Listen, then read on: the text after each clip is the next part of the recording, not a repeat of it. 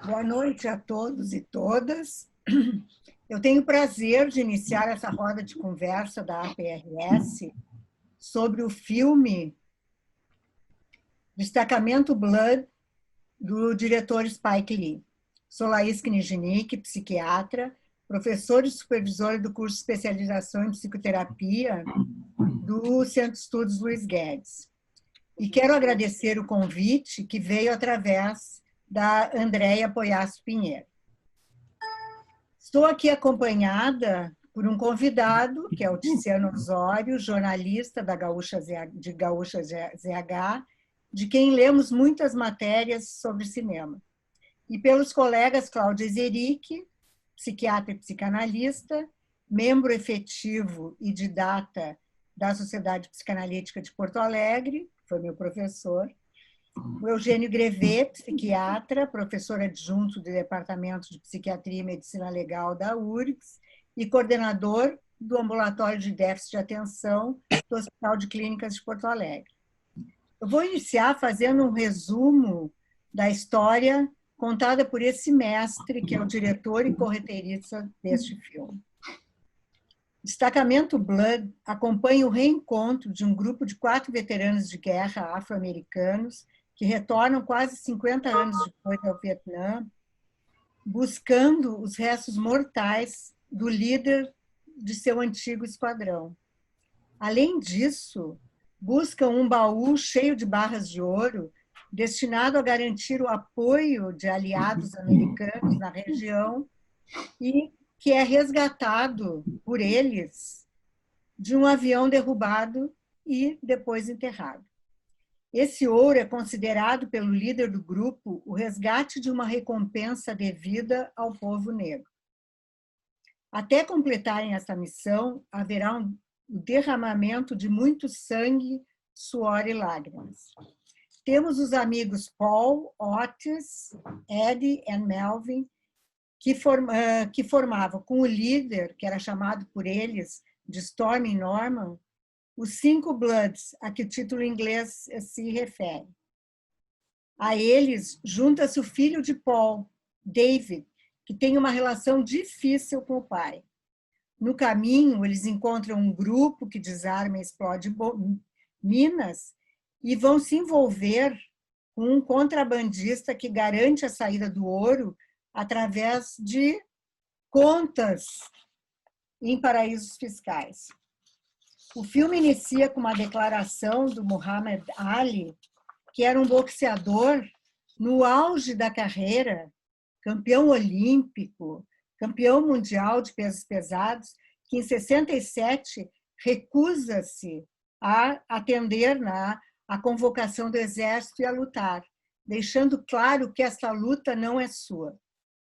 Não tem nada contra os vietnamitas e passa a enumerar os maus tratos a que o povo negro é submetido nos Estados Unidos.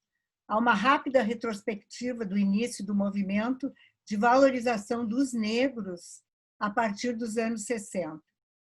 Essa é uma das questões. Os Bloods são negros, unem-se para ter força. Outra é a perspectiva pessoal, que me parece resumida pela personagem Heidi Bouvier, quando diz: é estranho como a guerra nunca termina para os envolvidos. E não termina nem para os veteranos e nem para o dividido povo vietnamita, que tem que lutar com as perdas do passado e do presente, como as mutilações e as mortes que são causadas no presente pelas minas que estão espalhadas por todo o seu território. Como não encontrei um poema de autor negro sobre a guerra, como eu queria, decidi terminar essa introdução com uma frase do Martin Luther King. Ele mesclou direitos civis e ativismo contra a guerra quando disse: estamos dispostos a tornar o negro um cidadão 100% em tempos de guerra, mas o reduzimos a um cidadão 50% quando em solo americano. Mais de 60 anos depois, os negros brasileiros em percentagem muito maior do que os negros americanos na população, ainda estão buscando as condições para se tornarem cidadãos completos. Eu passo a palavra para o Tiziano. Tudo bem? Boa noite para vocês. Adorei o convite, fico feliz, né? É sempre bom falar. E sempre bom falar de um filme que eu não acho que seja o melhor do Spike Lee, mas acho que todo Spike Lee merece ser visto e todo Spike Lee merece ser discutido. É um cineasta com uma voz muito autoral, né? A gente, para quem já viu filmes dele, vai reconhecer vários traços em Destacamento Blood, né?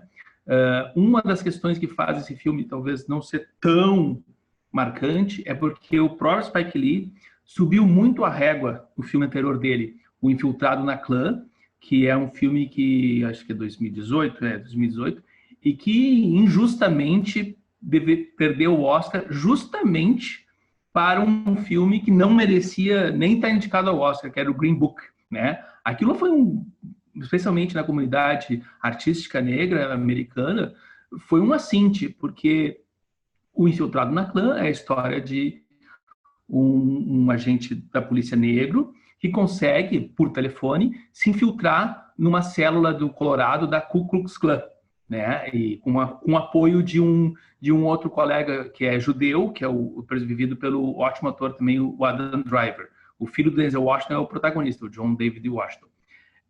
E é um baita filme, né? Em que ele consegue conectar uma coisa dos anos 70 com o momento presente, com o estado de espírito atual da política americana, com o Donald Trump, né? O final de Infiltrado na Clã são cenas reais daquelas manifestações em Charlottesville, né? Em que começou com um protesto, começou com uma marcha de neonazistas, de extrema-direita, etc. Aí teve um protesto contra aquela manifestação, e nesse episódio um supremacista branco atropelou dezenas de pessoas e acabou matando mulher. E aí, o que acontece? Na primeira manifestação pública sobre o assunto, o Donald Trump vem e condena a violência de todos os lados, né? Ele equipara, né? Ou seja, equipara as pessoas que estavam contrárias à ideia de neonazismo, de supremacia branca, ao mesmo, né? Então, isso também ficou muito mal. Então, era um baita filme Infiltrado na Clã, e aí chegou e foi perder para Green Book, que é o filme em que era para ser a história de um pianista negro dos anos 60 que enfrenta o racismo no sul dos Estados Unidos, e acabou se tornando o filme de um motorista branco que, inclusive, ensina o pianista a ser um negro, né? Porque é terrível aquele filme. Eu acho ele um absurdo, assim, quando eu assisti tardiamente ele e fiquei impressionado de ter vencido o Oscar mesmo. Então, o Spike Lee subiu muito a régua em relação a ele próprio, para a gente ver o Destacamento Blood. E o Destacamento Blood, ele tem algumas semelhanças com o Infiltrado na Clã. De novo, ele faz essa costura de uma história do passado com o momento atual dos Estados Unidos. A diferença clara é que o Infiltrado na Clã é uma história real, e aqui a Guerra do Vietnã é uma história real, obviamente, mas a parte dramática é realmente ficcional. O curioso, que eu me lembro, é que essa história, ela na verdade eram soldados brancos. Aí quando o Spike Lee se interessou pelo projeto, que ele resolveu, né, contar uma história sobre soldados afro-americanos. Né? Não é o primeiro filme de guerra do Spike Lee. Ele fez em 2008 um filme chamado Milagre de Santa Ana, que é um filme que a crítica não gosta muito, o meu colega tinha odiado. Eu gostei, achei interessante, que era sobre os soldados negros americanos no fronte italiano da Segunda Guerra Mundial. Então, e aí, no Infiltrado na Clã, de novo ele vai fazer esse paralelo entre o passado e o presente americano, né? Como tu falaste, tem esse clipe sensacional no início, em que ele vai fazendo um preâmbulo da história e vai falando sobre o clima daquela época, né? É sensacional a frase do Muhammad Ali, né, que abre o filme. E aí vem os personagens. O que eu acho que acontece nesse filme, ele atirou muito, para usar o jargão da guerra, ele atirou para muitos lados, eu acho, né? E aí acabou fazendo um filme muito longo, né? São 2h30 ou 2h20 minutos, agora me perdi, 2h30 poderiam ser um pouco mais enxugados, né? Fazer um paralelo com outro filme de um grande cineasta que também faz um painel histórico maior, que é o Irlandês, com as suas 3h30. Eu diria que o Destacamento Blood tem mais gordurinhas para cortar do que o Irlandês, que eu considero ainda longo, mas ele chega um momento do Irlandês que tu não enxerga mais nada do que tirar do filme, né? No Destacamento Blood ele começa arrasador. Eu fiquei encantado com aquela cena dos 4 amigos lá na boate Apocalipse Now, dançando. Aquela cena assim é maravilhosa, é linda aquela cena ali, virou até gif, né, do personagem do Roy Lindo dançando. Mas chega um momento no meio ali em que ele começa tem a questão do colonialismo francês, tem a discussão sobre as heranças da guerra, tem a questão dos soldados negros. O filme dele é um pouco assim o Rambo 2, a missão do Spike Lee, que é interessante ele fazer. Os personagens fazem, né, quase metalinguístico. Os personagens falam, né, de como não existe filmes sobre os soldados negros que tinham sido heróis, né? E nessas horas eu acho ele fantástico quando ele pontua a narrativa ficcional, inserindo às vezes fotos, às vezes um clipezinho de algo histórico. Eu acho muito legal, assim. Acho que ao contrário de alguns colegas meus que acham que lá quebra, eu acho pelo contrário, que lá dá uma força legal para a ficção que ele está contando, né? O filme também tem uma hora que vira um filme de roubo, que é interessante, sim, porque é bastante comum também na carreira do Spike Lee fazer um filme sobre um filme de gênero, assim. Ele tem um filme maravilhoso sobre roubo, que é o Plano Perfeito, né? Que é sobre um assalto que é muito bom. Mas voltando assim, e aí tem essa costura. Um dos problemas para mim do filme é o desenvolvimento dramático dos personagens. Eu acho que, com exceção do Otis, que é o que tem a história com a prostituta vietnamita, os outros personagens eles são muito secundários, muito mal desenvolvidos. Acho que em um determinado momento da trama as coisas ficam telegrafadas demais. Aquele encontro do David com a francesa da ONG, assim, meio que caiu sem paraquedas dentro do filme ali, e já sabe que em algum momento eles vão voltar a se encontrar, né? Mas, em compensação, ele tem o personagem do Paul, que aí primeiro que já é um candidato né? Claro que quem sou eu, presidente, já é um candidato ao Oscar, o Delroy Lindo naquele papel. Ele está sensacional ali. E assim, não vai ser spoilers algumas coisas que a gente vai dizer aqui, né? Então eu posso dizer algumas coisinhas, tá? É muito interessante que o Paul, ele encarna tanto a loucura da guerra, que como tu disseste, ela não termina, né? Quem se envolveu numa guerra, essa guerra nunca termina, seja o país, seja a pessoa, né? Ela está sempre com, né, o famoso os transtornos pós-traumáticos de guerra, né? E a loucura de um negro americano votar no Trump, né? Que é muito interessante isso que ele mostra, né? Ele tem o bonezinho lá do MAG, né? O Make America Great Again, MAG, aliás, e eles brincam uma hora lá, usam aquela... Isso eu adoro no Spike Lee, porque daí eles brincam, tu era aquele cara que estava lá no comício, e eles mostram uma cena do Trump, né? E lá ao fundo tem um apoiador negro, assim, né? Num mar de brancos tem aquele apoiador negro lá, e eles brincam, os amigos deles brincam com o Paul, que ele é isso, né? Só que anotei umas coisinhas que eu acho interessantes falar da questão do Paul. Eu gosto de fazer minha colinha aqui, que é o seguinte. O Paul, assim, é muito interessante, assim, porque ao exemplo do que o Trump faz, né? O Paul vê o estrangeiro sempre como inimigo, né? Ele está sempre desconfiado. Se um vietnamita está olhando para ele, ele já fica todo estranhado, né? Ou um inimigo ou é um fracote, né? Individualista, o povo vai acabar sozinho justamente na hora que precisa de ajuda, né? Ele se isola, né, com a missão dele, e aí acaba sozinho, numa hora que ele está precisando de ajuda, né? Traidor do movimento, não no sentido dos amigos, mas traidor daquela ideia, né? Ele acaba tendo que lidar com uma cobra, que é um animal que simboliza bastante a arapuca que se meteu e a traição, né? um cara muito crente, né? Ele vai ver que a gente vai ver fantasmas, né? Que é o fantasma do personagem do Chadwick Boseman, né? Que a gente pode, por um lado, representar a consciência dele, né? Porque fazendo uma digressão aqui, o personagem do Chadwick Boseman, o Stormy Norman, né? Ele é como eles mesmos definem, né? Uma mistura do Martin Luther King com o Malcolm X, né? É um cara que pode ser agressivo, né? Mas é um cara em que a palavra é muito importante, né? A ideia de uma evangelização, né? De pela palavra. É muito interessante a escalação do Chadwick Boseman, porque eu gosto da voz dele. É uma voz meio rascante e ele fala com uma calma, assim, que é essa ideia assim de como a palavra pode modificar e transformar vidas, né? Mas o Paul vê o personagem do Stormy Norman, que pode ser a consciência dele, mas a gente também pode pirar um pouco, né? Isso é legal do cinema, a gente pode interpretar como a gente quer também, que não deixam de ser as notícias falsas, né? De certa forma, ele acredita numa coisa que não existe, né? Que ele acredita ali, que está ali na frente dele, o Chadwick Boseman, que é uma notícia falsa, né?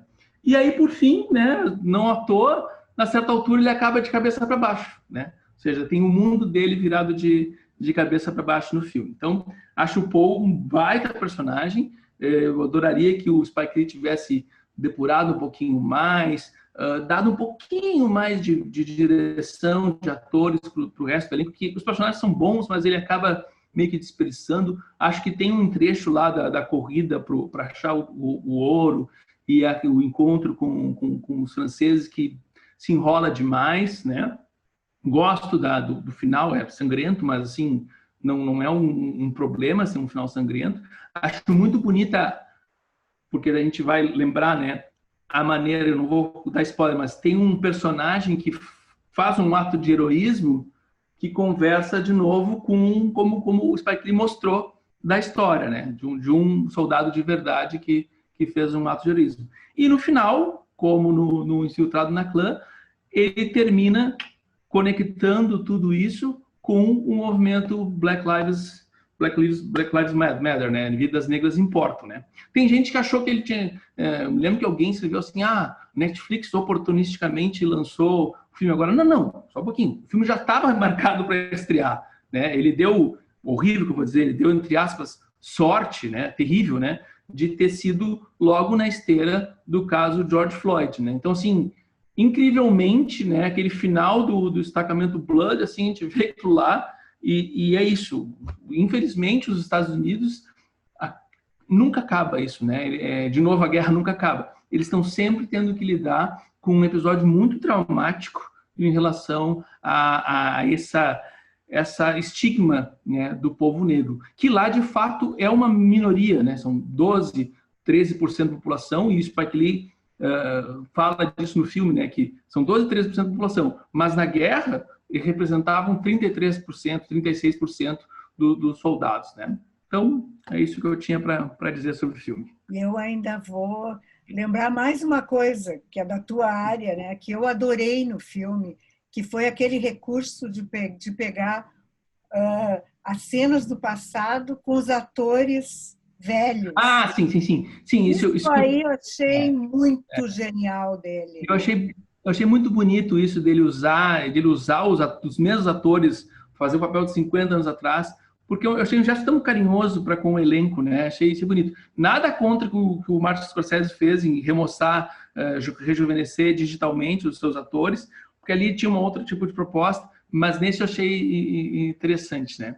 E outra coisa só que é muito interessante, tem uma cena do filme, já que tu falou, eu me lembrei, que é a cena da corda. Eu acho linda aquela cena da corda, a cena para salvar o David, né? Que ali é o lado assim, o lado sol do personagem do Paul, né? É ele que fala, e é muito simbólico, né, dos laços familiares, né? A corda ali, ele está puxando, né, o David para perto dele de novo, né? E mostrando como tu tem que pegar junto, porque ele faz todo mundo puxar aquela mesma corda. Muito obrigada, Tiziano. Vou passar a palavra para o Eugênio. Bom, primeiramente, boa noite a todos. Espero que estejam todos bem nesses tempos tão diferentes e difíceis. Primeira vez que eu faço alguma atividade para a PRS, né? Eu que já fui presidente da associação, assim, não sendo ao vivo e na própria sede, né? Então, mas também eu fico muito grato pela oportunidade de terem me convidado para poder conversar. E aí eu pensei assim, por que será que me convidaram, né? Porque não sou eu sou um psiquiatra, sou um clínico, sou um pesquisador, né? Que não trabalho diretamente com cultura, mas apenas com cultura como, né, um dos elementos do que a gente trabalha. E aí, evidentemente, se vê a história do Paul e tem uma questão do estresse pós-traumático, talvez, então tem alguns aspectos psiquiátricos, né, do filme. Mas eu fiquei apavorado com o convite, porque não tinha nada a ver com esse evento, eu acho que faz uns 2 meses, não sei quando é que foi lançado bem, mas foi bem no início, né? E o Netflix, para mim, é um dos lugares mais entediantes que eu conheço. Para tu encontrar um filme que tu diz, vou ver um bom filme, assim, geralmente é uma repetição, e são as próprias produções do Netflix que geralmente eu não termino não gostando. Isso que eu não sou eu vejo qualquer coisa, né? Qualquer tipo de Rambo 3 ou 4, 5, o 10 até qualquer outro filme. E aí eu disse, o Spike Lee me deu aquele alívio, né? E aí eu disse, bom, vou começar a ver. Eu acho que durou minha vontade de ver o filme até quando eles estão saindo dessa primeira parte e voltando ao campo de batalha, onde foi o campo de batalha, eu disse, não vou conseguir esse filme. E desliguei, né? E muito tempo depois eu recebo o convite. E eu achei instigante, inclusive, por isso, porque eu disse, agora eu vou ter que ver. E o Cláudio tinha me falado bem do filme, né? Numa conversa que também não tinha nada a ver com esse encontro, e eu disse assim, deve ser um preconceito meu. Deve ter algo que eu não estou podendo ver o filme. E aí eu me pus a ver o filme e disse, bom, agora vai até o fim. E o pior de tudo, eu não mudei de opinião. Eu achei o filme profundamente chato. E aí eu vou falar como uma pessoa que vê um filme, né? Eu acho que o filme está cheio de boas referências. Ele tenta fugir do maniqueísmo, mostrando que tanto faz qual é a tua cor, né? Que isso não tem a mínimo significado, que somos todos humanos, né? As contradições dos discursos dos personagens, né? Também até o certo preconceito dos personagens com os vietnamitas, né? Mas todas essas sensações que eu estava tendo com o filme começaram a me preocupar. E aí é uma preocupação séria que eu realmente tenho. Se falar desses assuntos é muito difícil. São assuntos tremendamente delicados. Eu estava lendo um livro há um tempo atrás do Silvio Almeida, né, O Racismo Estrutural, e ele pede para que as pessoas que comecem a falar sobre isso têm que estudar e têm que estar muito bem colocados no assunto, porque muitas vezes a gente passa por cima de assuntos delicados por ignorância, não, né, não por ter racismo, praticá-lo, né? Ou, às vezes até por ter preconceitos culturais do próprio racismo estrutural que ele fala, né? Então, eu acho um assunto muito difícil da gente poder tocar muitas vezes. Assim. Então, esse é o primeiro fato. Como falar mal desse filme? E aí fica essa ideia também, numa semana muito delicada para a comunidade negra, assim, eu acho que é uma tristeza. Né?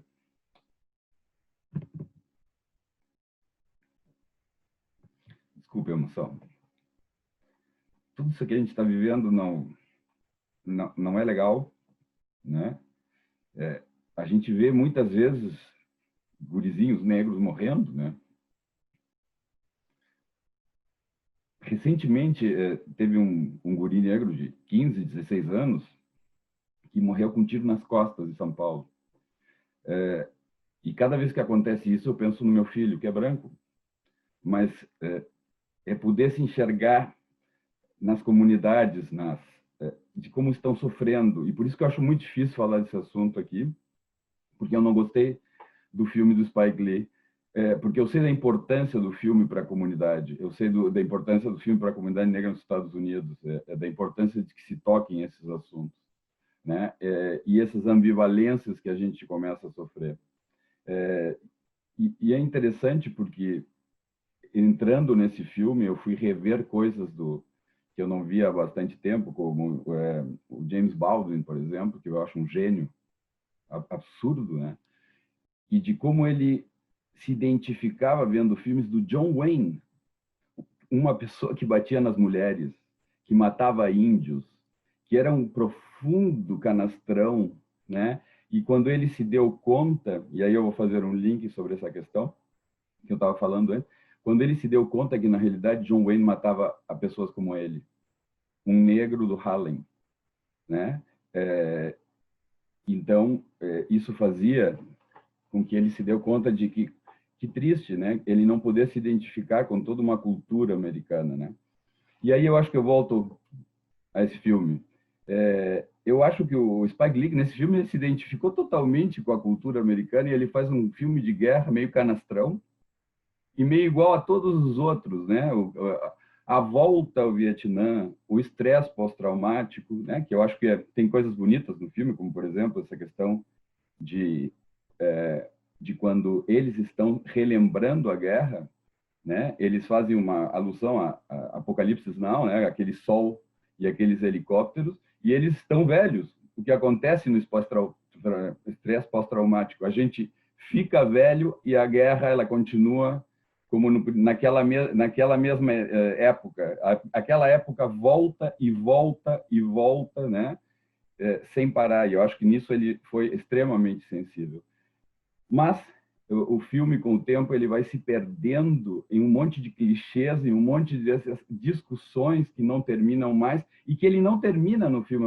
Eu não sei se o Tassiano tentou dizer isso, mas eu acho que ele não termina as suas discussões, ele não se aprofunda em quase nenhum dos pontos. Ele fala de toneladas de pontos, né? E nesse sentido, eu acho uma questão que aí eu acho que gostaria de voltar para o Baldwin, que há uma identificação, né, clássica dele com o cinema que sempre se fez sobre a guerra do Vietnã e se esqueceu dos vietnamitas, por exemplo, né? Tem um crítico vietnamita, né, americano ao mesmo tempo, que eu não vou conseguir nem dizer o nome, se chama Viet Thanh Nguyen Nguyen, algo assim, desculpem, não consigo dizer o nome dele, e que ele vê da perspectiva do vietnamita e acha o filme profundamente, talvez racista, eu não saberia dizer, o preconceituoso, aí eu acho que sim, com o povo vietnamita. Por exemplo, ele diz que jamais no Vietnã alguém venderia uma galinha viva, que jamais no Vietnã tem uma cena, né, para quem não viu o filme, né, de uma galinha viva, que jamais no Vietnã alguém diria assim, tu matou meus avós, meus pais, porque as pessoas deixaram a guerra no passado, né? Que jamais eles falariam do jeito que caracterizaram as pessoas do Vietnã, né? E dizendo ainda, olha, nesse filme nós fomos o gurizinho que vende a rifa, nesse, né? O que entra no bar pedindo esmola, o guia, digamos, o ladrão. Então, assim, ou mortes que acontecem de pessoas sem nome. E eu achei muito, muito interessante essa visão, porque eu tive um pouco isso, porque, no fundo, eu não acredito que há nós e eles, ou coisas diferentes. Na realidade, o que eu realmente acredito que somos todos, né, iguais, humanos, com todos os mesmos defeitos e qualidades, né? E que, na realidade, o que está acontecendo atualmente é uma guerra política, uma guerra de poder, pessoas pararem de serem oprimidas, de serem mortas, de serem destruídas, né? De serem então, assim, e que há várias camadas nessa complexidade que é muito difícil de retratar. E eu acho que humanamente o Spike Lee teve essa dificuldade, e o que torna mais humano o próprio filme e a própria história. Eu não sei se eu dei muita volta, me confundi, mas tomara que eu tenha sido relativamente claro no que eu quis dizer, mas ele me provocou, eu vou dizer para vocês, sensações que ainda não estão totalmente digeridas, e que eu acho que ainda precisam se juntar melhor, e talvez nesse debate eu queria poder participar também, para poder entender melhor as diferentes visões, e até aqueles que gostaram muito do filme, como é o comum com esse filme. Ele suscita assim, várias opiniões e várias sensações a respeito dele. Por enquanto era isso que eu queria dizer. Obrigada, Eugênio. Vou passar a palavra para o Cláudio. Boa noite a todos. Eu queria inicialmente agradecer para o Flávio e para a Andréia por esse convite e cumprimentar a sociedade, a PRS, porque ela está batendo um recorde de presteza e de atualidade. Esse filme foi lançado no dia 12 de junho pela Netflix, não faz nenhum mês, e já estamos aqui debatendo nessa atividade da PRS. É muito interessante a gente ouvir opiniões diferentes. Eu já tinha tido alguma conversa com o Eugênio sobre esse filme, já tinham aparecido as nossas diferenças, é muito interessante. Bom, eu tenho um critério subjetivo a respeito de filmes. Se eu gosto ou se eu não gosto. O filme que eu gosto é aquele que, quando eu vejo, eu estou imóvel totalmente naquela época e, de repente, quando ele termina, é como se eu tivesse passado 1h30, 1h20, 2 horas ou 3 horas no irlandês, vivendo numa outra realidade, totalmente identificado com aquela situação e aqueles personagens. Comigo aconteceu isso neste filme do Spike Lee, e inicialmente eu queria dizer que eu também sou um admirador do Spike Lee e acho que ele constitui uma das grandes presenças no cinema americano.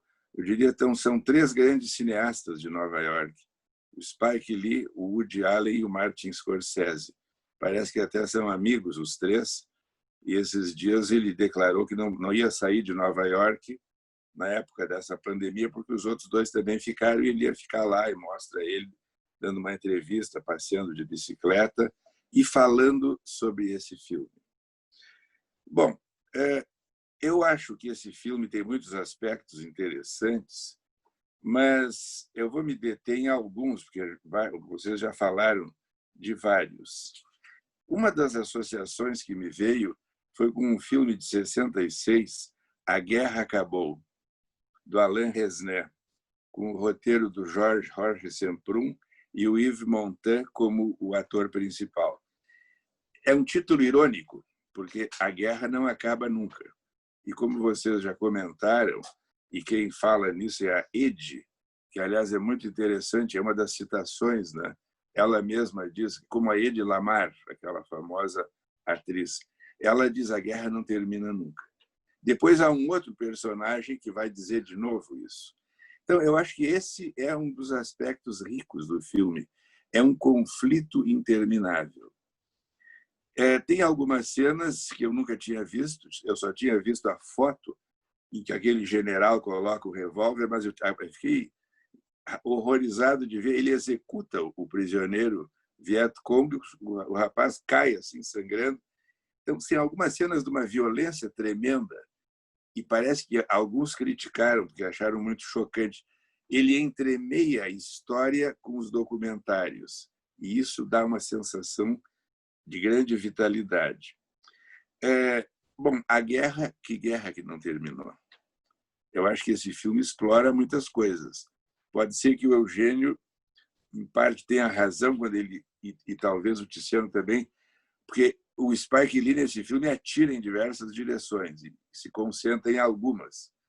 Mas eu diria que a guerra entre os Estados Unidos e Vietnã não acabou, porque até as bombas que existem, então, as bombas explodem, e essas bombas são metáforas também das coisas traumáticas que continuam explodindo. A guerra entre os negros e o establishment americano não acabou. A guerra de classes não acabou. E a guerra entre o governo direitista e fascista norte-americano e a população não acabou. Ou seja, há várias guerras e ele toca, né? É muito interessante, nem chega a ser uma sutileza, aquele chapeuzinho vermelho que o Trump usa nos seus comícios e que vai passando de um para outro. Quando eles matam o Paul, o cara coloca, e depois o francês coloca, e no fim eles atiram em cima do Otis antes de tentar dar o tiro. Então, eu acho assim, são várias situações das guerras, mas, para mim, existe uma outra coisa muito impressionante, que são as citações cinematográficas. O Eugênio acaba de falar do Apocalipse Sinal. Aquela cena em que eles estão entrando com o barco por aquele rio, toca a Cavalgada das Valquírias, do Wagner, que é a mesma música que é usada para mostrar aqueles helicópteros voando em cima do Vietnã. E é muito curioso, né, que a boate, aquele clube em que eles estão dançando, se chame Apocalipse Now. O Apocalipse era para ter sido yesterday, mas ele continua now. E agora, realmente, essa história do Black Lives Matter, é curioso a facilidade com que as pessoas conseguem encontrar malandragens, como se eles tivessem lançado esse filme para se aproveitar desse movimento de protesto nos Estados Unidos. Já estava pronto, né, como diz o Tiziano, e é um filme que, pelo que eu li também, já vinha sendo trabalhado por outros potenciais diretores. Bom, o Spike Lee, de fato, é uma das grandes mentes cinematográficas, que domina, me parece, domina a linguagem cinematográfica, as técnicas e assim por diante. Mas eu também estou de acordo que o grande personagem, se eu votasse na academia, eu votava nele para melhor ator, porque o desempenho dele é espetacular. Não é? E eu acho que quando ele diz para o amigo, para o Otis, I am a broken man, eu acho que ali ele começa um processo de revelação do mundo interno. Fazendo uma pequena análise, eu diria que ele é um homem quebrado pela culpa. É uma culpa que vem vindo há muitos anos. Por exemplo, o ódio que ele sentia do filho, porque na versão paranoide dele, o filho matou a mulher a quem ele amava, supostamente, e o ódio que ele sentia de si mesmo porque ele matou aquela figura idealizada, que era o Stormin Norman. É muito interessante, é uma mistura, ele diz, né, é uma mistura do Martin Luther King e do Malcolm X, que de fato são os dois polos do movimento negro. Então, eu acho que a gente vai vendo o enlouquecimento cada vez maior do Paul, até que ele está num momento amplamente paranoide, amplamente perseguido, vendo inimigos por todos os lados, e antes de morrer, ele se reconcilia na mente dele, quebrada, com o seu herói. Eu suponho e supus aqui que a relação dele com o Norman era uma relação muito ambivalente, porque por um lado ele achava o Norman o máximo, etc. e tal, mas por outro lado ele tinha uma competição tremenda, porque ele também era um cara muito forte que poderia ser o líder, e agora ele é o líder. E fica claro que o ideal do Norman era pegar esse dinheiro todo e dar para o movimento negro, para as suas lutas, mas ele queria ficar com a parte dele, porque ele disse que a vida inteira ele foi vítima, foi sacaneado. Naturalmente, é um tratado de palavrões que os atores e os personagens negros são fantásticos na expressividade, que às vezes chega a ficar até meio cômico, tão engraçado como eles dão todos esses nomes, né, para as partes do corpo, para os movimentos. Bom, a outra coisa que eu acho importante, talvez eu já tenha falado demais, que eu não sabia, é que os vietnamitas chamam essa guerra a Guerra Americana, enquanto nós, do Ocidente, chamamos a Guerra do Vietnã. Cada povo acaba dando para a guerra o nome dos seus agressores.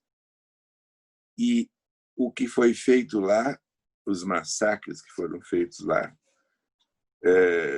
Dois amigos nossos, o Sérgio e a Alice Levkov, estiveram recentemente no Vietnã e alguns dos relatos mostram realmente o tipo de violência, o tipo de agressão que foi feito lá. De modo que a guerra americana, né? A guerra que também provocou tantos desacertos e tantos sofrimentos para os próprios soldados americanos. 11% da população de negros, 1/3 dos soldados no Vietnã. É mais ou menos uma proporção parecida com os negros que estão na cadeia. E isso é o que está acontecendo nesse movimento lá. Aqui nós estamos também nessa situação no nosso país. Existe uma instituição, uma Federação Brasileira de Psicanálise, que tem um negócio chamado Observatório Psicanalítico, que está discutindo o problema do racismo. Vários colegas estão escrevendo sobre isso e é uma tentativa de entender toda essa violência. Eu mesmo escrevi a seguinte frase que eu vou me permitir ler. A escravidão e o racismo brasileiro constituem o grande tema negligenciado, o grande escândalo, a grande omissão, o ensurdecedor silêncio de nossa história e de nossa formação como cultura e nação. Enquanto isto não for enfrentado, continuaremos a ser este triste e vergonhoso país. Eu acho que o Spike Lee contribuiu de uma maneira brilhante para esse debate, para essa luta, para essa reflexão. E eu penso que realmente a gente tem que poder gostar, não gostar, desgostar, e espero que, de fato, ele seja alvo do reconhecimento dos espectadores, não só nos Estados Unidos, como em todo o mundo, e que possam participar. Ao mesmo tempo, há uma espécie de abreação, né? Pôr para fora, como eles dizem. O Otis diz para ele, põe para fora, e ele vai falando de todas as situações, delírios e tal, mas acho que essa é uma luta que todos nós, de alguma maneira, estamos envolvidos por situações de maior justiça social e democracia. Então, essas são as minhas considerações iniciais, na mistura de coisas cinematográficas, sociais, psicanalíticas, e é isso aí. Obrigada. Eu acho que, se alguém quiser fazer mais alguma colocação entre nós, eu não encontrei nenhuma pergunta, né? O que eu colocaria, assim, que eu fiquei assim, um pouco impactada com aquilo que tu contaste, Eugênio, de que o jornalista vietnamita diz que a guerra para eles já passou, né?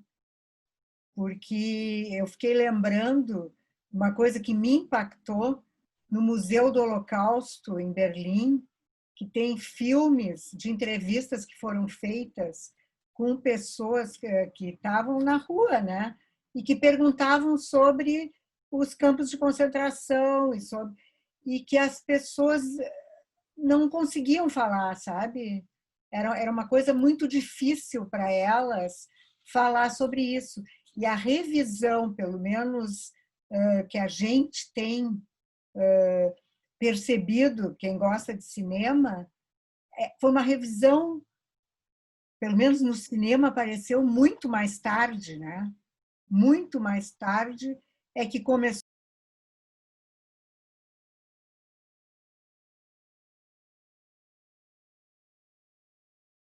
o cinema, foi uma revisão, pelo menos no cinema, apareceu muito mais tarde, né? Muito mais tarde é que começou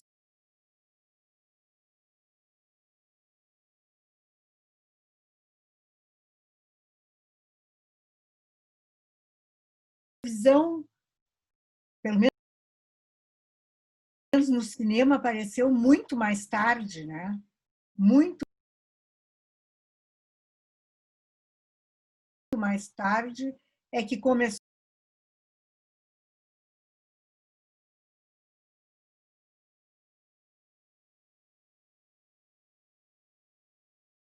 a visão, pelo menos no cinema, apareceu muito mais tarde, né? Muito mais tarde é que começou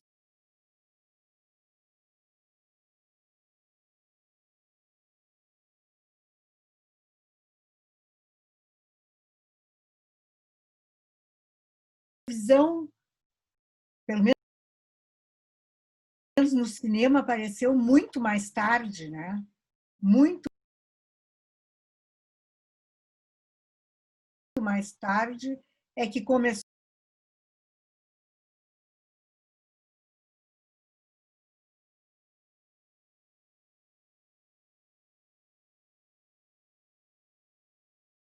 passagem muito marcante para nós lá no IPF. Nós temos assim uma gratidão muito grande pelo espaço, pela capacidade que ele teve de dar de conciliar, congregar, valorizar o trabalho da psiquiatria forense lá no nosso hospital e sempre trabalhando em prol da psiquiatria forense em instituições, em gestão pública, o São Pedro. Então, é óbvio que a gente precisava escutar o coronel nessa hora, que também, além de tudo, é nosso grande amigo.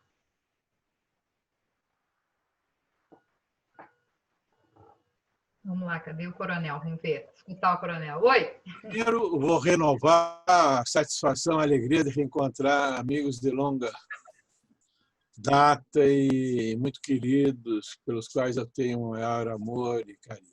E reconhecimento também. E os jovens que estão fazendo o sucesso da nossa especialidade, né? Aliás, com bastante competência e brilhantismo. Quando eu assumi o IPF, não vou dizer quando foi, porque foi no século passado, vocês vão achar que eu sou mais velho do que sou. Naquela salinha que ainda acho que é lá, tomado pela emoção, me veio à memória um verso de um cancioneiro gaúcho, nativista, que eu gosto muito, né? E eu disse que nós éramos feitos, e eu acho mesmo, as pessoas são feitas de lembranças, memórias e sonhos.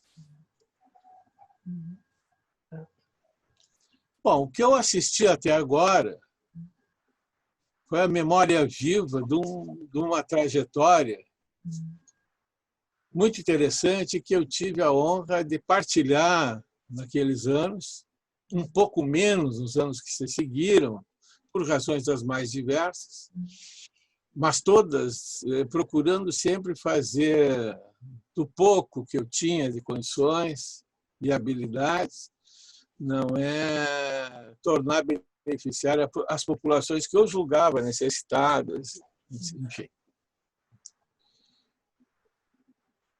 O que eu observei? Nessas lembranças, eu me lembrei que houve um encontro com o presidente da ABP da época, acho que era o Marco Antônio Brasil, e que eu não podia ir, e eu pedi para o Rubinho sempre próximo, interessado, né? Rubinho, tu vai lá e vai fazer uma pergunta para o nosso presidente. Qual a relevância, a importância que é dada, e eu sempre envolvido com sonhos, né? Para a psiquiatria forense. Bom, ele me trouxe a resposta alguns dias, no outro dia. Coronel, lamentavelmente, o Brasil me disse em público que eram as especialidades, e ele julgava importante, etc., mas das menos cotadas do cenário psiquiátrico nacional. E, de fato, era. Logo adiante, teve uma pesquisa de uma moça que trabalhava, fez um mestrado com instituições, e aí lugares mais... Na época, o paradigma era psicanalítico. Lugares de maior ou menor sofrimento institucional. Então, pegou espírita, não me lembro qual é a outra clínica, IPF, não sei o quê. Então, o lugar mais difícil, mais carregado de significações, digamos assim, restritivas, para não dizer negativas, deu na Pedra IBF. Então, quando eu vejo o desenvolvimento que teve, eu me lembro bem, era Siena, a cidade italiana, né? Que a gente conseguiu, porque o secretário de Ciência e Tecnologia da época era muito, e é até hoje, muito próximo a mim, né? Foi uma influência pessoal, não foi científica nem ideológica. Né? Eles conseguiu a bolsa para ir e tal. E o percurso que teve, né, de colocar no primeiro plano o conhecimento psiquiátrico aplicado à fronteira com a lei, a serviço das pessoas que necessitavam, ter esse desenvolvimento institucional por área temática, é encantador. No espaço de uma geração. É encantador. Isso faz 20 anos. 20 anos. Eu assumi em 99 o IPE. E, pessoalmente, também, as lembranças me conduziram... Foi um trabalho, aqueles 4 anos de IPF, se trabalhou muito para colocar na primeira linha. E se avançou cientificamente, institucionalmente. Eu me lembro que a gente conseguiu, na máquina, porque era um problema para o Estado, não sei se mudou tanto, mas nós éramos uma especialidade que não contava para as políticas públicas. Né? Não existia. Mas o secretário era o Bisol, que eu ainda está vivo ainda, né? Que eu era muito ligado pessoalmente, e fomos abrindo caminho. Cheguei, uma das faces muito interessantes que se desenvolveu foi a parceria com a segurança, né? Chegamos a ter tinha um comitê de crise, havia um sequestro. Nós tínhamos um membro do IPF que participava do atendimento do sequestro. Teve casos famosos da época. Teve um que sequestrou um ônibus lá na Redenção, o clamor público, tinha uma bomba.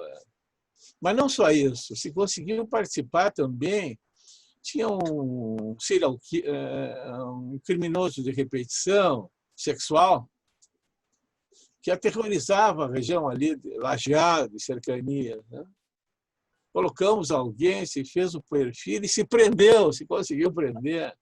Então, uma parceria muito interessante. E as jornadas de psiquiatria forense, análise, Vivian, Pedro, né? Trouxemos todo o Brasil. Aí teve a mão boa do Taborda. A gente se aproximou muito naquela época. E foi através dele que, pela primeira vez, para mim era o maior nome da época, da psiquiatria forense internacional, o professor Júlio Arboleda da Flor, que se transformou num íntimo amigo e estimulador. Uma das coisas que eu me orgulho de ter conquistado são amizades como a do Arboleda e outros tantos professores, enfim, gente de peso na área, que nos beneficiou muito com apoio político, científico. Né? Fiquei devendo participar de um evento dele no Canadá. Gozado, né? Abri várias frentes, participei com o grupo que estava conosco, abrindo, e não pude aproveitar todas as frentes que consegui abrir. Né? Fiquei devendo muito. Mas, enfim, por razões circunstanciais sempre. Né? Mas depois daquele período que se fez várias jornadas, se implantou, nacionalmente, inclusive, aí voltei a me envolver, coisa que eu não acreditava muito a Associação Médica Brasileira. Eu tenho um passado que me condena. Eu, quando jovem, fui preso político. Aliás, estou quase voltando às ruas. Né?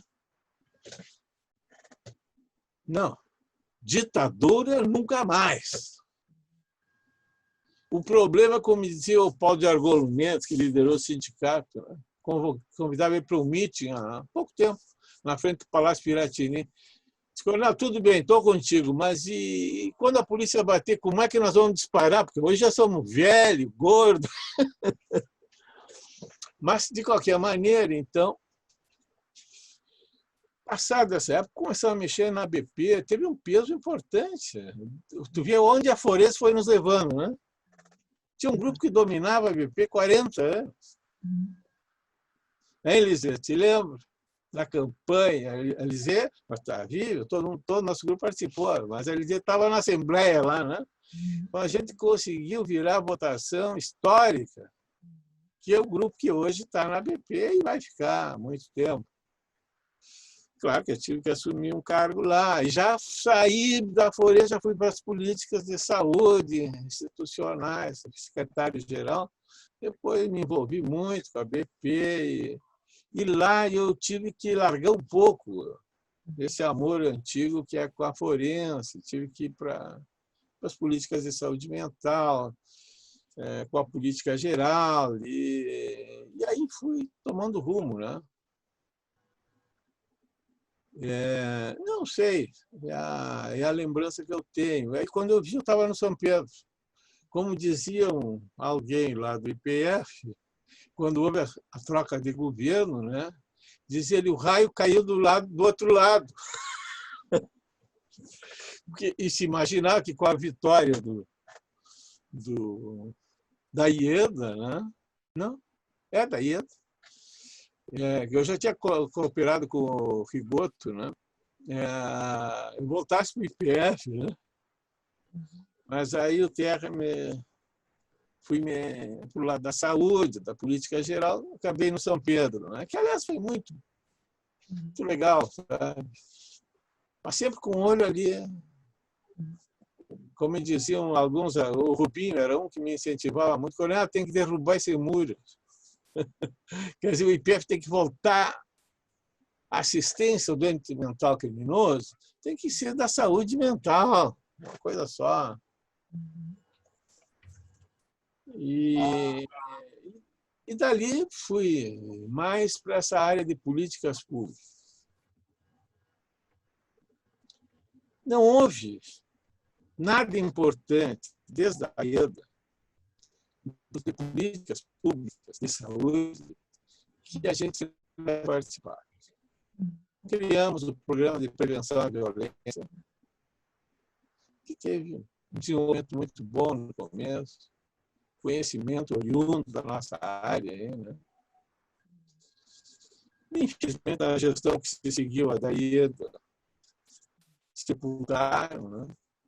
E agora, com o Sartori, não houve mais clima de se retomar. E agora também ficou uma diferença. Dali saiu o programa de infância melhor, que é um programa de política de Estado nacional. É lei.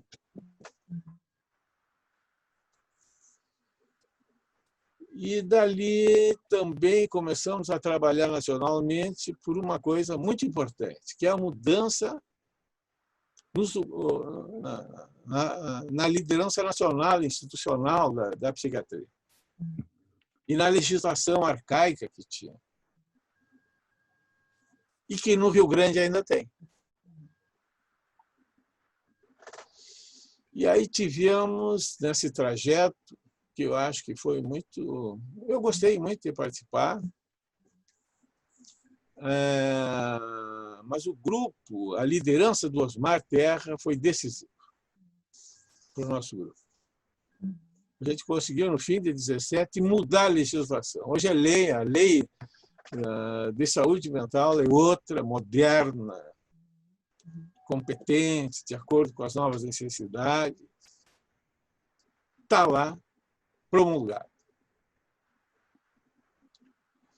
Coisa boa, coronel. Vamos precisar te escutar um pouco depois na discussão. Deixar um pouquinho para a discussão da tua fala. Deixa um minuto para mim concluir, então. Tá bom, isso. Dessa legislação, então, encerrei a minha carreira em outubro passado. Secretário, continuei na coordenação de saúde mental do Estado esse tempo todo, e aí larguei a função pública. Cansei, achei que estava na hora de ir para outros lados. E o compromisso que eu assumi no outro dia, e isso é uma notícia que eu acho que tem que ver com o grupo, principalmente nessa interface com o que tem os direitos não atendidos, né? nós criamos, com a liderança do Tiago Duarte, deputado, médico, que é o presidente da Comissão de Saúde da Assembleia Legislativa, uma frente parlamentar para atualizar a política de saúde mental do Estado, que é a mesma desde 92. Então, meu último sonho é este. Essa frente vai durar até fevereiro do ano que vem, vocês todos estão convocados. A pandemia nos atrapalhou para a divulgação pública e fazer os encontros que devem ser feitos, científicos, políticos e técnicos. Então, mas isso é essencial, porque não basta ter uma lei boa de estados que não obedecem a essa nova lei federal, Minas Gerais, Bahia e outros. Mas mudando já nos dá um estímulo, digamos assim, para atender melhor as populações necessitadas. Então, vou, na sequência, se tiver a oportunidade, rechear, então, essa missão que temos pela frente. Eu acho que é um dever da psiquiatria militante engrossar essa fileira de mudança e atualização da nova lei, da lei da saúde mental gaúcha. Precisamos, cara, coronel. Obrigado. Outra praga que me acompanha é o cartão amarelo, né? Quando começa a esquentar, leva o cartão amarelo. Tá bom? Temos tempo. Quero ouvir também, nós temos ainda mais dois apresentadores para a gente escutar, que eu acho que vai complementar. O coronel é essa pessoa incansável, né? Tem muita história e muito trabalho para apresentar para todo mundo, e é muito bom contar contigo. Você é uma voz incansável, né? E é uma pessoa que faz as coisas, né? Está sempre preocupada em colocar as suas palavras em ações. Isso é uma coisa muito importante para a saúde mental, principalmente do nosso paciente psiquiátrico forense, que é um dos mais desassistidos. Muito obrigada pela sua colaboração. Vamos passar agora para a Manuela Boschait. Manuela, ela é psiquiatra forense, psicoterapeuta de orientação analítica e mestre em psiquiatria pela URGS. Obrigada, Vivian. Bom, eu queria começar agradecendo, claro, o convite de todos vocês para estar aqui compartilhando um pouquinho da minha pequena experiência, né, dentro da forense, enfim. É um prazer enorme. Eu atuo, então, dentro da FASE, a antiga FEBEM, há aproximadamente 3 anos, e eu vou trazer um pouquinho da minha experiência ali na instituição. Então, só para vocês entenderem um pouquinho do funcionamento da FASE, são várias unidades em Porto Alegre, em todo o interior, né? Então, e eu atuo na unidade de internação provisória, Carlos Santos, o nome da unidade. Então, tem algumas... São os adolescentes que ingressam quando são privados de liberdade e eles permanecem ali nessa unidade até ou receberem a medida socioeducativa e serem transferidos para as casas onde eles vão cumprir, dependendo da medida que eles receberem, de LA ou de, né, regime fechado, ou então, eventualmente, esses adolescentes podem ser desligados e aí são... enfim, né, voltam para a liberdade e eles permanecem esse período ali conosco. Tem algumas peculiaridades, então, de uma casa de internação provisória, que são, por exemplo, uma alta rotatividade, né, são adolescentes que não permanecem, por exemplo, adolescentes que cumprem até 2, 3 anos de internação, eles não permanecem ali comigo, então eu fico com eles de 15 dias até 3 meses, a princípio, no máximo, até essa definição judicial sair, né? Então, eu não tenho esse acompanhamento longitudinal. E acabo fazendo ali um manejo inicial, né? Então, adolescentes que vêm ingressos da rua com demanda de saúde mental, a gente faz um manejo inicial, eventualmente medica quando necessário, e aí quando eles são encaminhados para as outras unidades, eles já vão, depois desse manejo inicial, um pouquinho mais estabilizados. Então, tem uma demanda mais aguda de saúde mental ali. A minha atividade na FASE não é pericial, né? Ela é uma atividade assistencial. É claro que o fato de ter alguma experiência, de ter a formação na forense, acho que ajuda o profissional que está ali na linha de frente, pelo menos, a compreender um pouco melhor algumas complexidades dessa população que talvez o psiquiatra geral não consiga acompanhar assim, né, tão bem. Mas a minha atividade, ela é predominantemente assistencial. Eventualmente, a gente faz algumas informações para o judiciário, a pedido do juiz, mas não são perícias, né? Quando os adolescentes precisam ser periciados, é nomeado um perito para fazer essa avaliação e, claro, que contribui na medida do possível. A demanda de atendimento desses adolescentes na imensa maioria das situações, por sintomas de ajustamento. Então, esses meninos vêm da rua, saem da sua realidade, ingressam numa casa com regras, enfim, né, com uma mudança de ambiente e com muita frequência desenvolvem sintomas de ansiedade, de ajustamento, né. Essa é a maior demanda que a gente tem. Dificuldade de se adaptar às regras, dificuldade de convívio, né, e coisas de conduta. Atendemos também bastante uma demanda de sintomas de abstinência. O uso de drogas é muito frequente, a dependência nem tanto, mas enfim, não é incomum alguma demanda de sintomas de abstinência. E uma parcela menor, mas é que demanda de longe mais atenção e mais cuidado da equipe, são os adolescentes com doenças mentais mais graves. E aí eu me refiro aos retardos, às psicoses e aos transtornos mentais, os transtornos de humor mais graves, né? E esses são, de fato, um desafio lá para a nossa rotina. Em relação ao perfil dos jovens que a gente atende, eu vou falar, assim, muito brevemente um pouquinho desse perfil, que é fruto da minha observação clínica, lá, assistencial, mas também do TCC, da minha especialização em forense, sob supervisão da professora Lesier. A gente conduziu um estudo lá na instituição, nessa unidade, para tentar conhecer um pouquinho melhor o perfil de saúde mental e também infracional desses jovens. Então, o que a gente viu são, né, predominantemente jovens muito jovens, né, uma idade muito baixa, então uma idade média de 15 anos, com uma baixa escolaridade para a idade, 60% já envolvido com ato infracional prévio e a maioria, em torno de 60% também, identificado com alguma facção criminosa. Mesmo aqueles que ingressam por atos infracionais não relacionados ao tráfico. A maioria se identifica com alguma facção. Em relação aos atos infracionais, o mais comum foi o roubo, mais ou menos 45%. Seguido de homicídio e tentativa de homicídio, 25%. Em terceiro lugar, o tráfico e depois os outros atos infracionais. 90% dos adolescentes refere o uso atual de pelo menos uma substância psicoativa. Claro que o diagnóstico de dependência de alguma delas é menos frequente, mas o uso é a regra, né?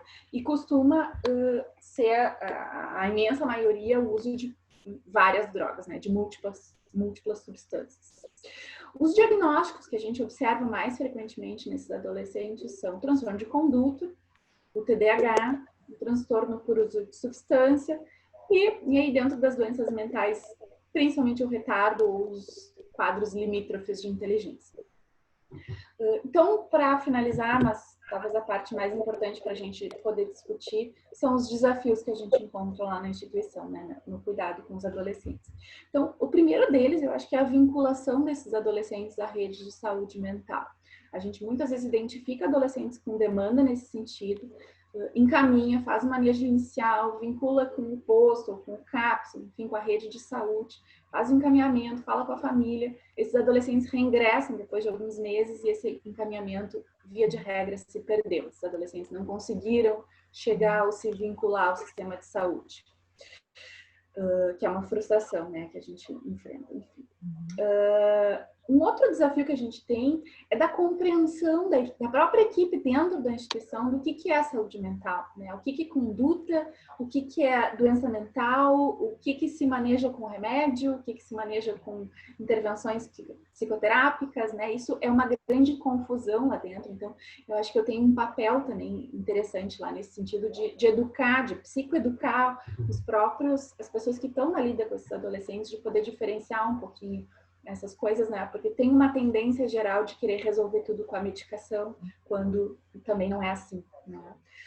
E por fim, talvez o maior desafio, assim, que é até uma provocação, assim, para a gente refletir, é o que fazer com o adolescente mental, com o adolescente envolvido na criminalidade, com uma doença mental, né? Parece que ele não se encaixa em nenhum lugar. Parece que ele não se encaixa na fase, mas ele também não se encaixa no sistema de saúde. E o que a gente faz com ele, né? Um adolescente com uma doença mental mais grave, dentro da instituição, ele é um problema, né? A gente não tem uma área específica para esse adolescente ficar, ele fica no convívio com os demais. E a gente não tem uma equipe treinada para identificar e para manejar esses adolescentes. Não existe uma legislação como no adulto tão específica, né? Então, ele acaba ficando lá misturado aos demais adolescentes e isso se torna um desafio importante. Bom, não tenho respostas, acho que nenhum de nós vai ter, né, uma resposta simples. É um fenômeno hipercomplexo, multifatorial e de difícil penetração, assim. Então, é um ciclo difícil de se quebrar e que acho que esse é o maior desafio que eu enfrento lá.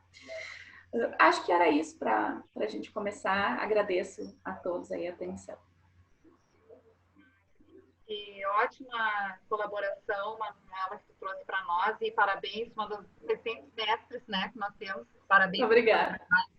E eu acho que a gente vai juntando, né, os dados da Angelita, né, das vítimas meninas, os dados de vocês lá da fase, cada vez mais jovens, muitos ligados a tráfico, quer dizer, a desassistência à infância, né, ainda é uma realidade no Brasil, né, em Porto Alegre, quer dizer, isso tudo que o coronel estava nos falando, assim, da desassistência do lado da forense, ainda tem um preconceito também com o criminoso, né, o adolescente criminoso normalmente é um bandidinho, né, que não se identifica bem, e tu está trazendo essa informação, como é importante se identificar, se triar, porque lá nos nossos pacientes adultos a gente tentava pelo menos separar os imputáveis dos inimputáveis, né? E como ainda na infância, como há uma desassistência de uma maneira geral e uma especificidade de olhar para essa criança e para esse jovem, né? Então, eu acho que é uma discussão bem importante que tu está trazendo para nós. Obrigada, Manuela.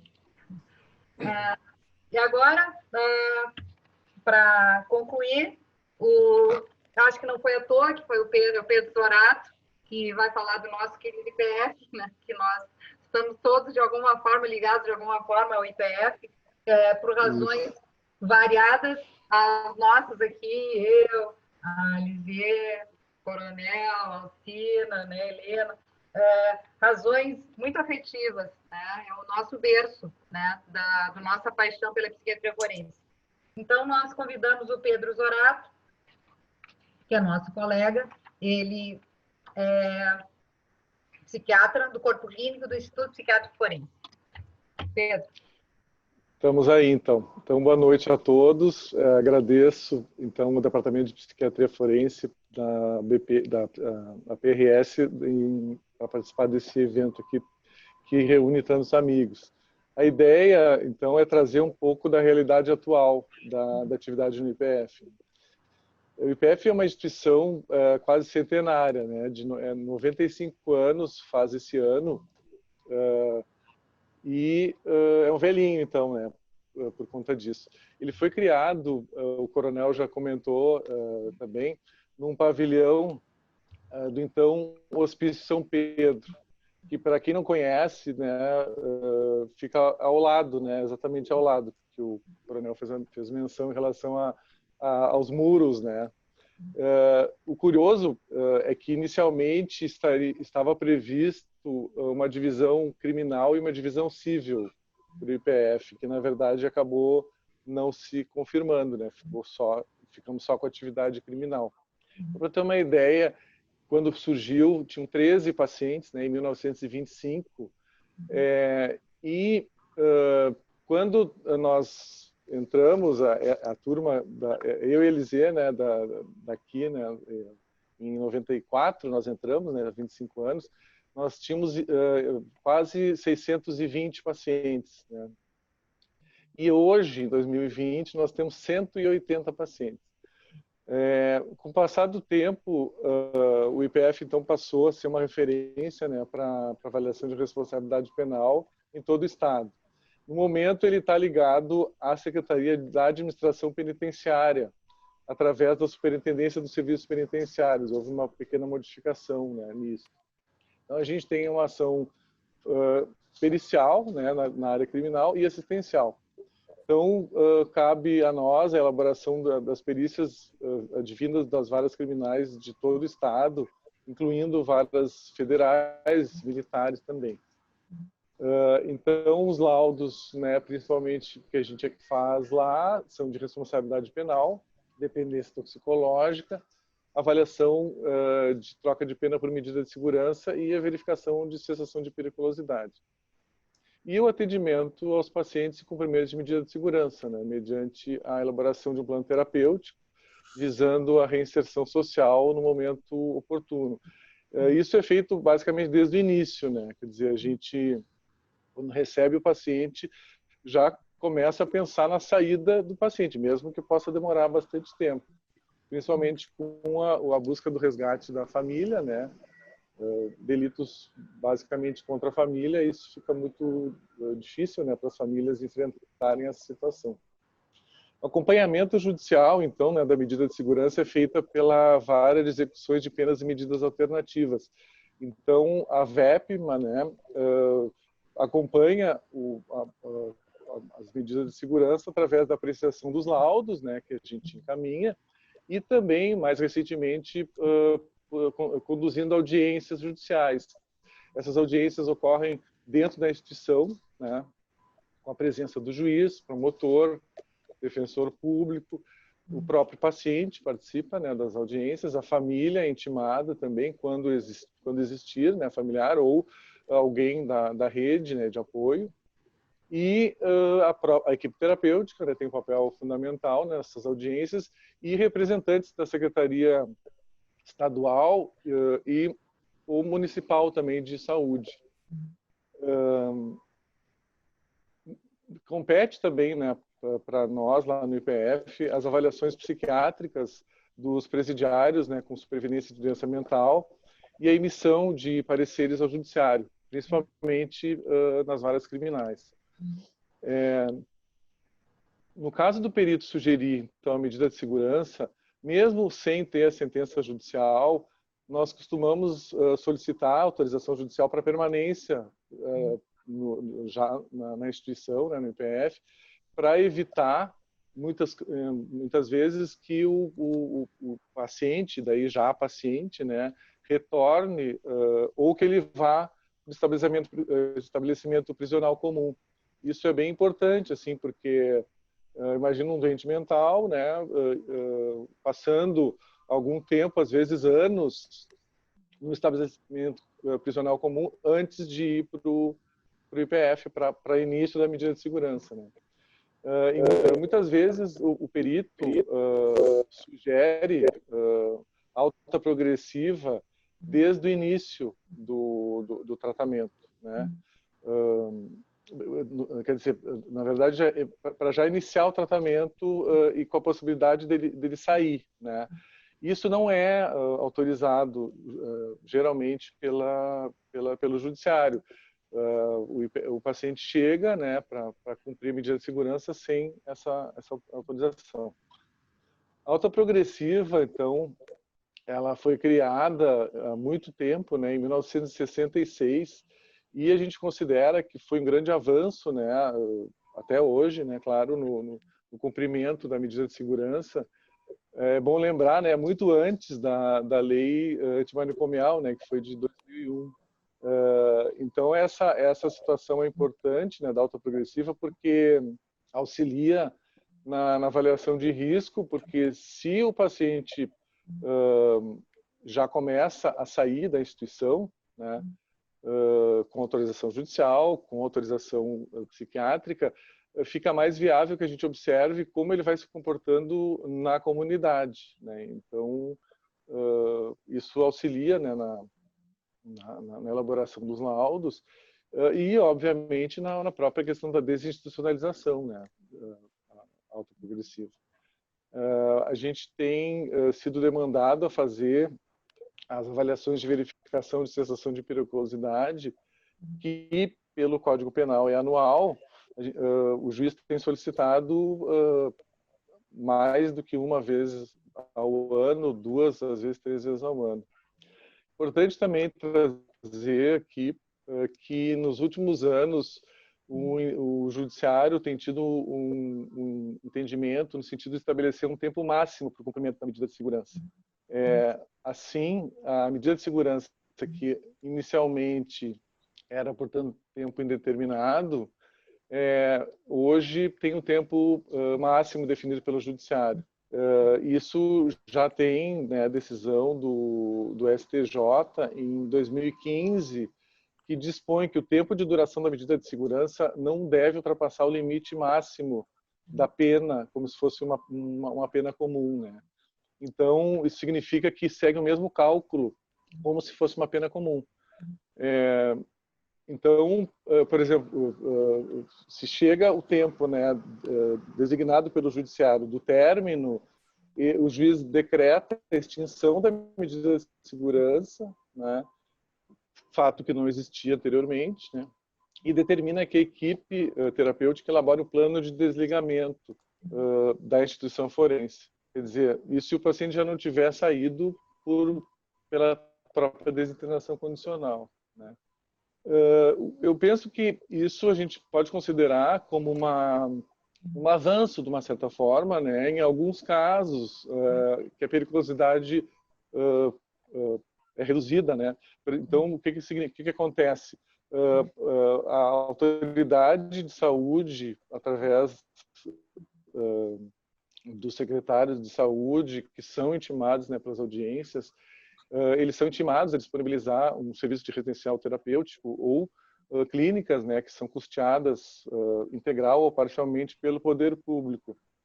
Claro que o problema de haver esse término pré-determinado, né, para medida de segurança é que pacientes com maior periculosidade e mesmo com avaliação de persistência de fatores de risco intenso de resistência criminal acabam recebendo a vara de soltura por determinação judicial. Nesse sentido, eu costumo levar nas audiências, né, para o juiz a questão que o tempo da doença mental geralmente não coincide com o tempo jurídico, o tempo judicial, digamos assim. Então, um exemplo de um delito muito comum, né, ameaça, nos casos de violência doméstica, a pena seria de 6 meses a 1 ano. Nem sempre a gente consegue, nesse período, proporcionar que o paciente retome, né, retorne, vamos dizer assim, para casa,